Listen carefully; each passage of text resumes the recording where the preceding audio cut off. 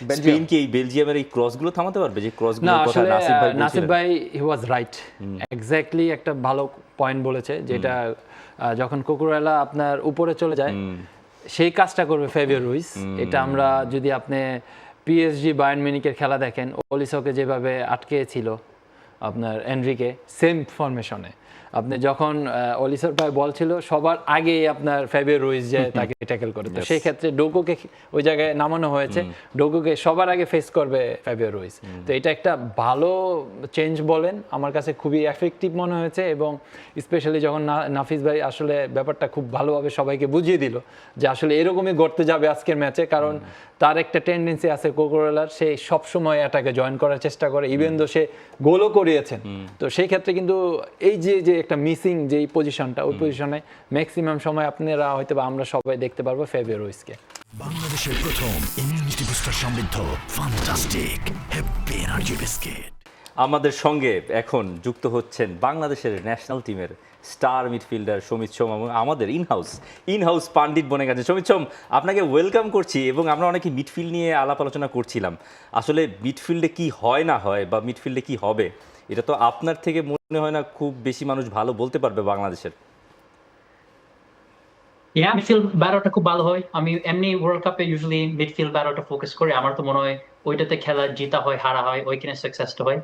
So এই match আপও একটু ভালো হবে, একটু চেঞ্জ হবে আগের থেকে। দেখা গেছে তোমরা যেভাবে বলছো যে স্পেন একটু চেঞ্জ করছে, একটু অ্যাডজাস্ট করতেছে কম্পেয়ার টু বেলজিয়াম যেভাবে খেলে। So it will be interesting to see Fabian Ruiz যে মাটি ঢুকছে, যে ব্রাইনো খেলতেছে এখন, কিরকম ব্যালেন্সটা হবে এই ম্যাচে। সমিত, ওয়ার্ল্ডের বেস্ট মিডফিল্ড কি স্পেনের? আর উত্তরের সপক্ষে যুক্তিও দিবেন প্লিজ। আমার তো একটু বায়াস আর বলছিল, আমি তো ভাবছি পর্তুগালও, যেভাবে লোকজন কত বলছিল, বাট ওইটা তো একটু ভিন্ন।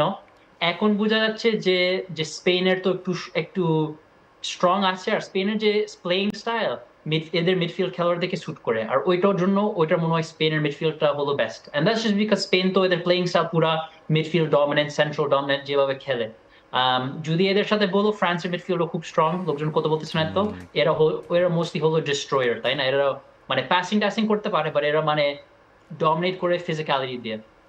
বাট अगेन স্পেন যে টেকনিক্যাল মিডফিল্ড যেভাবে খেলে, ওইটা ওইটা কোনো টিম নাই। আর এখন যে ফাবিয়ান রুইজকে ঢুকাইছে, একটু ফিজিক্যালিটি অ্যাসপেক্টও নিয়ে আসছে।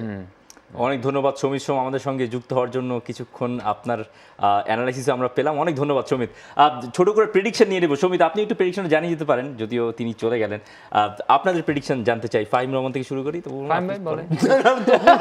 ছোট করে প্রেডিকশন, জাস্ট স্কোর লাইন টাই ব্রেকারে চলে যেতে পারে খেলা টাই ব্রেকারে। তপু মামুন? না, আমার কাছে ওপেন ম্যাচ হবে এটা, যে ফাইনাল বলেছে, যে আমার কাছে মনে হয় 2-1। For more updates, subscribe to our YouTube channel and click on the bell icon. Follow us on Facebook and Instagram. Download T-Sports app to enjoy exciting games and highlights. Visit tsports.com.